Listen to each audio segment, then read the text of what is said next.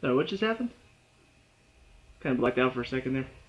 What's up, guys? Mason the Brock Henderson here, and this is Gotham Season 3, Episode 13, Smile Like You Mean It. And of course, as advertised pretty much everywhere on Gotham's Facebook, on Gotham's Twitter, pretty much everything Gotham was the return of Jerome. And for kind of good reason. While I hate the fact that they had to make it such a big deal to the point where the fact that it happened was not at all a shock, because how many pictures did we see of Jerome returning? That was the big talking point coming into the second half of the season. So I was a little bit disappointed that it wasn't more of a holy crap, Jerome is back. But at the same time, he was probably, even though he's only 4 episodes, I think, of the second season, he was still the most memorable part of the second season. And while that could be a bad thing, because it feels like everything Batman related always has to have the Joker as the best thing about it, I still look at it as he just does a really, really, really good job of portraying just a younger, less focused Joker, I guess. Because, the Joker that we see in the Batman games, even though he's still crazy, he's still chaotic, he seems a lot more focused on Batman. Like, that is his focus, is to get under Batman's skin, to really try to turn him as crazy as he is.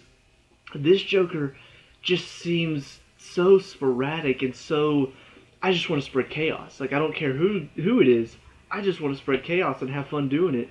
It makes him so much more enjoyable, in my opinion.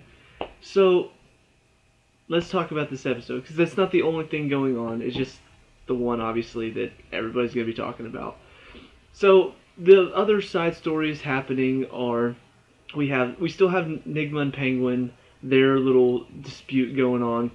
I love Nigma's plan. It's so ingenious. Like, first, we saw last week, he got that guy that can change his face, he got him to pretend to be his dad and just drove him crazy seeing his dad's ghost, kills his chief of staff, there's new chief of staff, and now that's pretty much where we pick off from. He went crazy in an interview, everybody saw it, and so now Barbara's stepping in, and now she's trying to get up under his skin. So she's telling him, people saw that, they don't trust you anymore, and so she convinces him that all of his henchmen and the gangs that were working for him now don't want to anymore. And so then she has Tabitha hold one of those guys at gunpoint, call him and say, hey, we took Nigma, if you try to come at us, we'll kill him. So now Penguin is fully driven to try to get Nigma, and of course, Ed's playing his part too. He calls him at one point and says, hey, I'm at, I think he said Kane Chemicals. I'm not sure why he's having him go there, but it's very clearly just driving him insane that first he sees his ghost dad, and then he kills his chief of staff because he believes his chief of staff dug up his body, and so now he's killed a man for really no reason, but he doesn't know that. And now the guy that he likes is kidnapped, possibly, by some people who don't want to work for him anymore. So it's just constantly getting worse for him, and you could see he's very paranoid. Like, there's even a point where he tells Barbara, what, you thought you could just play me? And it's right at that moment that he gets the call that says, what, everything that she's been saying is true. So they're just playing him like a fiddle. It's so well set up.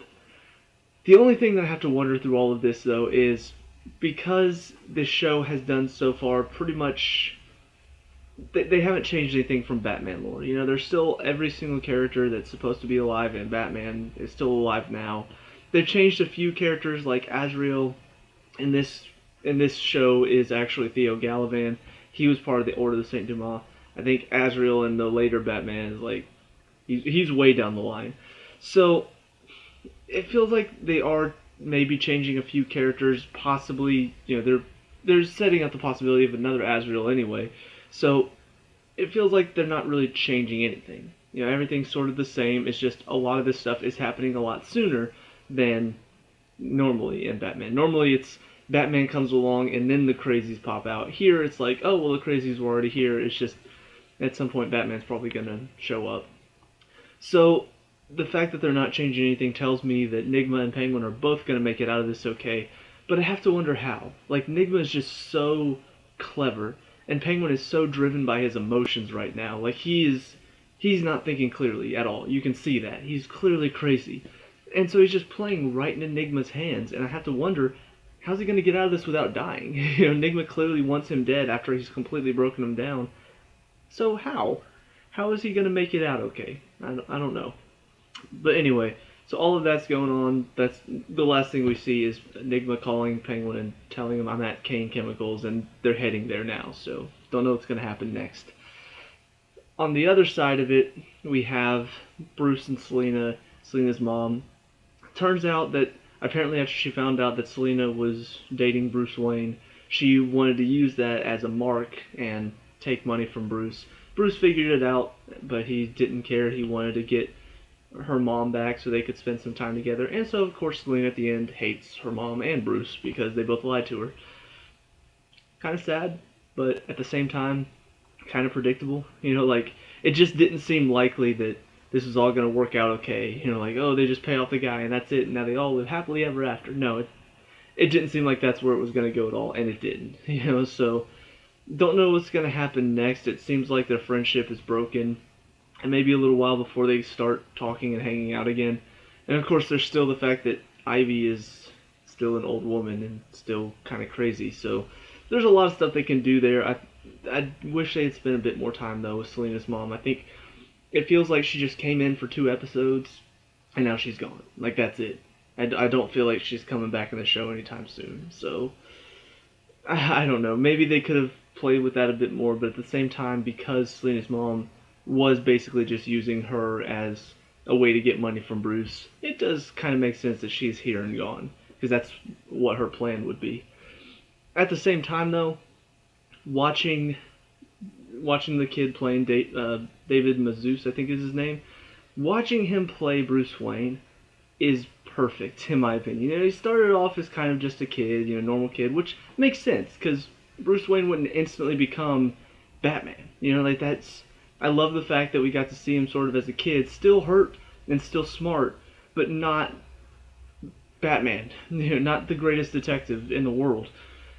Now we're starting to see a bit more like the Bruce Wayne mannerisms starting to show themselves. The cold, calculating speak is starting to happen a lot more. There's one scene where they find out that Selena's mom needs the money to pay off this guy, and so like the guy's talking to him and then he leaves, and Alfred's just like, so what are you going to do, Master Wayne?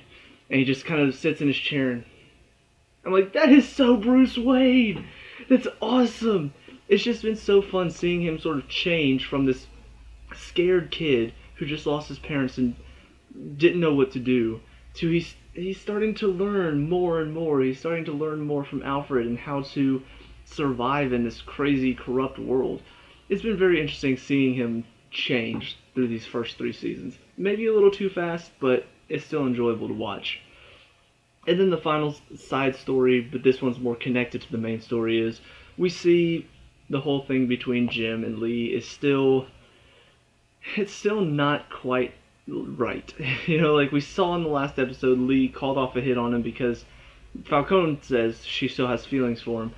Possibly, but at the same time, I think that it's more she just realized at the last second she didn't want to have his blood on her hands.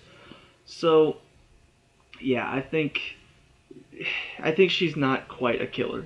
I don't think she truly feels for him yet. I think she still hates him for what he did. But I think she's learning that she's not a killer. She's not somebody who's willing to let somebody's life be taken at her expense. So we see in this one, though, she comes in, they're questioning this cop who's been corrupted by Jerome, and she just comes in and gives him, I guess, a truth serum to get him to spill information. And so they have this moment where Jim's like, hey, Lee, wait. And she's like, don't touch me. And then there's just like this moment where I'm actually siding more with Jim than I am with Lee. I find that kind of surprising. I thought it was going to be more like Jim was just going to be begging her forgiveness, and Lee, rightfully so, was going to be like, look, you shot my husband. It doesn't matter. You shot him. I can't forgive you for that. You killed somebody in cold blood. But it's more like she's actually in the wrong, because it's not just, oh, you shot my husband, I can't forgive you for that. She's actually being extremely hateful because of it. Like, it's gone beyond just, okay, he shot your husband, that hurts. It's gone to, he shot your husband and you think he had no reason to. Like, she even says one point, oh, I hope they do revive Jerome, because maybe then you can take Dwight to Marco and have him revive him. Like, seriously? I'm Mario, sorry. Like, really? You want to revive the husband that was trying to kill you?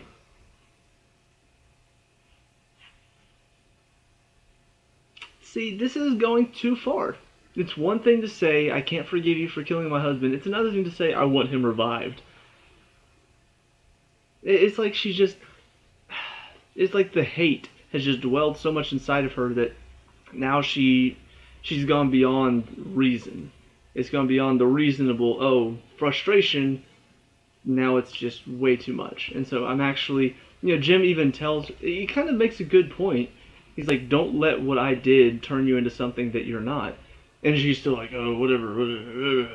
I'm like, Jim has a good point. You're becoming something crazy and something not Lee. What's your problem? But that's a tiny part of it. Uh, Probably still setting up that they're going to get together at the end. I feel like, I don't know, maybe not, but it kind of feels like this is what they've been setting up for. Like they've been setting up for Jim and Lee to get back together. But anyway, on to the main story for this episode, which is, of course, Dwight trying to revive Jerome. Doesn't manage to, at first it doesn't work out. And then cuts off his face, puts it on, and says, I'm Jerome, you're all Jerome, we are Jerome. Trying to just keep the cult alive even though Jerome is not. But then Jerome ends up coming back to life. No explanation. It's a comic book, so... Well, I mean, it's not a comic book, but it's based on comic book stories, so it's kind of hard for me to say, oh, I can't believe they didn't explain that, and how could he just come back to life? Because, I mean, come on. This is Batman universe. There's things like that are probably going to happen. You have to suspend your disbelief a little bit. But yeah, it would have been nice if they have some sort of even like sci-fi mumbo jumbo spit out, like, oh, it was just his neurons were taking a while to fire back up, or something like that. I don't know. But either way, he comes back to life, talks to Lee for a little bit to get information of what happened while he was dead, and just in that scene alone, I'm like, yep, he's back. I mean, wow, is he back? Even without a face, there's so much expression in his voice that you don't even need to see his face. Like, I could just listen to him talk and be like, this is good enough. I don't need to see what he looks like. But then he puts back on his face and you're like, yeah, it's good. It's really, really, really good. Screw Jared Leto. Let this kid be the new Joker. Oh, it's so interesting just to see him come back in and be like, alright, I'm glad I have a cult, but they're all kind of crazy, and they don't have showmanship, so I'm taking over. And so, sure enough, he gets Dwight so he can have his face back, staples his face back on, which, by the way, the makeup is pretty freaking realistic. Like, just watching him staple his face back on and seeing him, like, try to push it together so it could staple right, it looks really, really gross, but that's a good thing in this situation. And so we do have another Jerome on camera scene, which, well, I admit it is kind of feel like a little bit of a copy from season 2, like, oh, that scene was so good, let's do it again. But in this case, it does kind of serve to say he wants to make it known that he's back. So it does make sense that he would get on camera again and do what he did in the second season, because how else are people going to know that he's back unless he tells them on national TV? So he has that scene, he blows up Dwight, including the power plant, and so we just have this scene where this is how it ends. Like, this is how the episode ends. Just Jim gets out on the roof, he's trying to get into a copter to get over there, and sees an explosion in the difference, and then all the lights are just shutting off around the city, and then finally GCPD lights shut off. And he just looks at her and says, like, oh my god. I'm like, I agree, Jim, oh my god. It's setting up for, well, like the title of this season says, Gotham, Mad City. This is setting up brilliantly for it. I mean, holy crap. I'm so freaking excited. Whew. Whew. So yeah, obviously I really enjoyed this episode. It's back to the Gotham that I love to watch. You know, just this psychotic kind of crazy ravings of a city so corrupt. Nobody would ever in their right mind live here. And yet we're following the lives of these people that are in their right minds. You know, Jim, okay, well, that's debatable. Bruce, though, he seems like he is. Harvey is. Alfred is. We're just following these people who are trying to make it, as well as seeing all the criminal underworld and what they're doing to just make Gotham as crazy as it can be. So it's really good right now. Like, I feel like we are at the height of the season, and hopefully it doesn't have a downfall like, you know, the first couple seasons. They have this moment halfway through the season where you're just like, wow, that's really good, and it feels like everything's flying, and then by the time you end up near the back half of the season, it's just like, well, it's starting to drop off a little.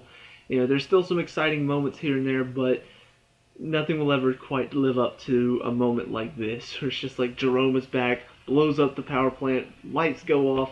Probably going to be next episode where all of the criminal people are just out in the streets, just doing as much as they can to just go crazy. You know, just have a crazy day or night. I'm looking forward to. I really hope that the next episode is entirely focused on what Jim and the GCPD are going to try to do to quell all of these people just going crazy in the streets.